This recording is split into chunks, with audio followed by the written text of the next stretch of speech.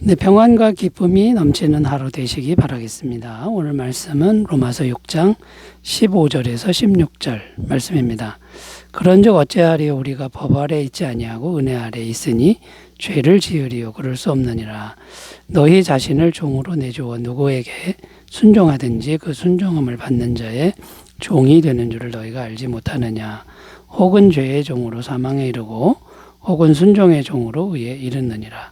하나님 네, 아멘. 오늘 말씀 15절에 보면 은혜 아래 있으니 죄를 지으리요. 자, 이렇게 기록하는데요. 여기서 은혜는 주님의 영원하신 죄 사함의 은혜라는 것입니다.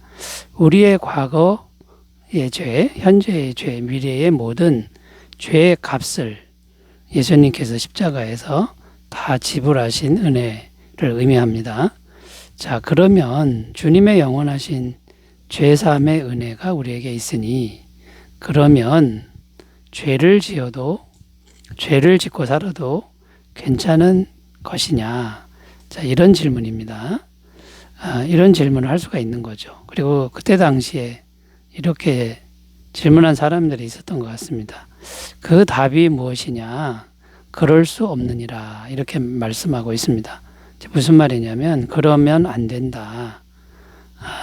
영원한 죄사함의 은혜가 있어도 강한 부정인데요. 절대로 그렇게 살면 안 된다. 이런 의미가 됩니다. 죄를 멀리하고 또 죄와 대항하여 싸우는 삶을 살아야 한다. 이것을 말씀하고 있는 겁니다. 자, 그런데 문제가 무엇이냐면 우리가 구원을 받은 이후에도 여전히 우리는 죄를 짓고 산다라는 거죠. 마음속에서 죄의 정욕이 계속 올라오는 그런 몸을 갖고 산다라는 겁니다. 죄를 안 지으려고 해도 이게 잘 안 된다라는 것이죠. 그러면 주님의 은혜로 구원받은 우리가 이제 죄에 대해서 구원받은 후에 죄에 대해서 어떻게 생각해야 하는지 또 어떻게 생각해야만 우리가 죄로부터 자유해질 수 있는지를 생각하면서 말씀의 은혜를 나누겠습니다. 자, 구원받은 이후에 죄를 짓는 것에 대해서 어떻게 생각해야 될까요? 자, 첫 번째는요, 매일 죄 짓는 문제를, 죄 짓는 현실의 문제를 죄 사함의 은혜에 맡겨야 된다. 맡기는 삶을 살아야 된다라는 겁니다. 요한일서 1장 9절입니다. 만일 우리가 우리 죄를 자백하면 그는 미쁘시고 의로사 우리 죄를 사하시며 우리를 모든 불의에서 깨끗하게 하실 것이요.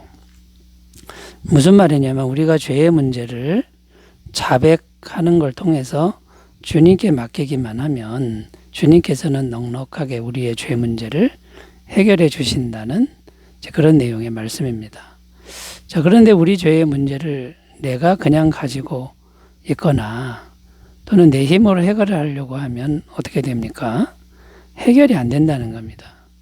영원히 우리가 죄 아래에 묶여가지고 벗어나지 못하게 되는 그런 인생이 된다라는 것이죠.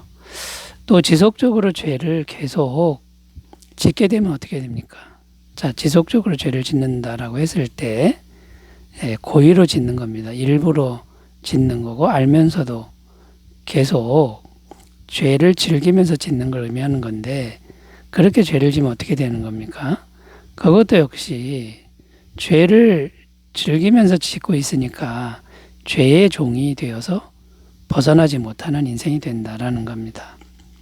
당시에 예수님을 믿는다고 하는 사람들, 예수 믿고 구원받았다고 하는 사람들 중에 죄를 즐기면서 살면서도 영원한 죄사함의 은혜가 있으니 괜찮다라고 생각했던 사람들이 있었다라는 겁니다. 그러면서도 나는 구원 확실히 받았고 천국에 분명하게 간다라는 그렇게 생각하는 사람들이 있었다라는 겁니다. 그러나 여러분 여기서 우리가 분명하게 해야 될 게 뭐냐? 회개하는 것이 없으면 죄의 문제는 해결이 안 된다라는 것을 우리가 분명하게 했으면 좋겠습니다. 그러니까 회개하는 것이 있어야 죄가 해결이 되는데 회개하는 게 뭐냐? 인격적으로 죄를 주님께 맡겨드리는 행위라는 겁니다. 그러니까 나 이런 죄를 졌습니다 하고 기도함을 통해서 맡겨드려야 주님이 죄를 해결하는 거지. 내가 죄를 지면서도 나 스스로 주님께 죄를 맡기지도 않고 괜찮다라고 자기 위로를 한다 그러면 이게 죄가 해결되는 게 아니다라는 겁니다. 시편 52편 22절 내 짐을 여호와께 맡기라 그가 너를 붙드시고 의인의 요동함을 영원히 허락하지 아니하시리로다. 짐을 여호와께 맡기라. 성경엔 이런 표현이 많이 나오는데 인생의 짐도 포함되지만 죄의 짐을 맡기라는 말씀이 되는 겁니다.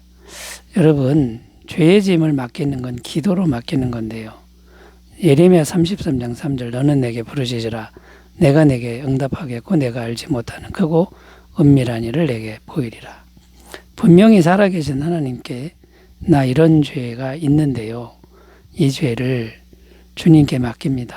주님 용서해 주십시오. 이렇게 인격적으로 고백해야만 된다라는 겁니다.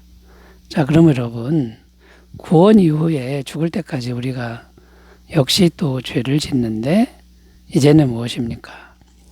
죄 짓는 문제, 죄 짓는 현실을 기도를 통해서 주님께 맡기기만 한다 그러면 언제든지 죄를 해결해 주고요. 그 다음에 성령님을 보내셔서 새롭게 하고 또 능력을 주신다는 걸 꼭 믿었으면 좋겠습니다. 자, 두 번째로 가보겠습니다. 구원받은 이후에 죄 짓는 거 어떻게 생각해야 될까요? 두 번째는 매일 은혜의 종으로서의 정체성을 새롭게 해야 된다라는 겁니다. 정체성을 새롭게 한다라는 건 나는 더 이상 죄의 종이 아니라 은혜의 종이다라고 하는 것을 강하게 주장하고 살아라는 말씀이 됩니다. 16절 읽으면요. 너희 자신을 종으로 내주어 누구에게 순종하든지 그 순종함을 받는 자의 종이 되는 줄 너희가 알지 못하느냐. 혹은 죄의 종으로 사망에 이르고 혹은 순종의 종으로 의에 이르느니라. 자, 여기 보면 너희 자신을 종으로 내주어 이렇게 표현하고 있는데 누구의 종으로 내주라고 말씀하냐면 죄의 종이 아니라 순종의 종으로 내주라. 너희 자신을 이렇게 말씀하고 있습니다. 자, 여기서도 문제가 뭐냐면 순종의 종으로 자신을 내주려고 해도 잘 안 된다는 것이 문제입니다. 순종의 종으로 내주려고 해도 자꾸만 죄의 종이 되는 문제가 우리에게 있는 것이죠. 그 노력을 해도 잘 안 되고 또 완벽해야 되는데 완벽하지도 않습니다. 자꾸 왔다 갔다 하는 거죠. 자, 그러면 순종의 종으로 자신을 내주라고 하는 것을 어떻게 이해해야 합니까? 자, 첫 번째는 완벽하지는 않아도 포기하지 말고 자꾸만 노력하라. 그러니까 순종의 종으로 내주려고 하는데 잘 안 돼서 죄의 종으로 또 내주고 있는 자기 자신을 보면서 실망하거나 절망하지 말고 포기하지 말고 계속 노력을 하라 그거죠. 노력하면서 하나님께 기도하라라는 겁니다.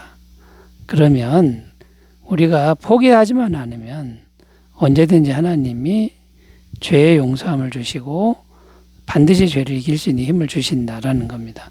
갈라디아서 6장 9절 우리가 선을 행하되 낙심하지 말지니 포기하지 아니하면 때가 이름에 거두리라. 포기하지 말라라는 의미고 두 번째는 정체성을 되새기라는 건데 나는 이제 은혜의 종이다, 의의 종이다라는 정체성을 죄를 지어도 계속 생각하라는 겁니다. 그러니까 내가 지금 소속이 바뀌었다. 의의 종으로 소속이 바뀌었다라는 것을 항상 생각하라는 겁니다. 자, 그러면 어떤 일이 생기냐? 성령님이 임하시고 성령님이 오셔서 모든 걸 책임지신다라는 겁니다. 요한일서 3장 8절 죄를 짓는 자는 마귀에게 속하나니 마귀는 처음부터 죄에 범죄함이라 하나님의 아들이 나타나신 것은 마귀의 일을 멸하려 하심이라. 자, 그러니까 마귀가 계속 죄를 통해서 역사합니다. 그런데 의의 종이라는 정체성을 계속 생각하면 이제는 성령님이 오셔서 마귀의 일을 멸하신다. 결국은 계속해서 하나님의 의와 성령과 은혜를 부어주신다. 여러분 포기하지 말고 은혜의 종이 된 것, 소속이 바뀐 것을 항상 믿고 흔들리지 않는 삶을 사시기 바라겠습니다. 자, 세 번째로 가보겠습니다. 구원 이후에 죄 짓는 문제 어떻게 생각해야 되나요? 세 번째는 매일 성령님과의 마음의 교제를 노력해야 한다는 겁니다. 자, 매일 성령님과 마음의 교제를 하라는 것은 어떤 의미냐면 성령의 열매를 맺는 삶을 살라는 의미입니다. 성령의 열매를 맺으면 자연스럽게 죄의 세력을 다스리게 되고 이길 수 있다라는 겁니다. 성령의 열매는 어떤 겁니까? 갈라디아서 5장 22절 24절 오직 성령의 열매는 사랑과 희락과 화평과 오래 참음과 자비와 양성과 충성과 온유와 절제니 이 같은 것을 금지할 법이 없느니라. 그리스도 예수의 사람들은 육체와 함께 그 정욕과 탐심을 십자가에 못 박았느니라. 자, 이렇게 아름다운 성령의 열매가 맺히면 자연스럽게 정욕과 탐심을 이길 수 있다라는 거죠. 그러니까 죄의 세력을 이길 수 있다는 겁니다. 자, 그런데 성령의 열매는 어떻게 맺어집니까? 성령님이 계속 들어오셔야 됩니다. 우리 마음에. 우리 힘으로 안 됩니다. 그러면 성령님이 계속 우리 마음에 들어오시게 하려면 지속적인 교제가 필요합니다. 네, 모든 일에 기도하는 것. 이것이 이제 한 방법이 되죠. 빌립보서 4장 6절 7절 아무것도 염려하지 말고 다만 모든 일에 기도와 간구로 너희 구할 것을 감사함으로 하나님께 아뢰라. 그리하면 모든 지각에 뛰어난 하나님의 평강이 그리스도 예수 안에서 너희 마음과 생각을 지키시리라. 그러니까 모든 일에 성령님께 기도하고 대화하고 또 살아계심을 인정하고 이걸 훈련하면 성령님이 계속 들어오신다라는 거고요. 또 예수님의 영원한 죄사함의 은혜를 계속 생각하는 겁니다. 그럼 성령님이 계속 임하신다라는 거죠. 로마서 8장 1절 2절 그러므로 이제 그리스도 예수 안에 있는 자에게는 결코 정죄함이 없나니 이는 그리스도 예수 안에 있는 생명의 성령의 법이 죄와 사망의 법에서 너를 해방하였습니다. 성령께서 오셔서 모든 필요한 은혜를 주신다. 이걸 꼭 믿으셨으면 좋겠습니다. 기도하겠습니다. 하나님 아버지, 구원받은 이후에도 죄 때문에 괴로울 때가 많습니다만 포기하지 않고 죄사함을 믿고 성령님과 교제하는 삶을 살게 하옵소서. 예수님의 이름으로 기도드립니다. 아멘. 좋은 하루 되시기 바라겠습니다. 감사합니다.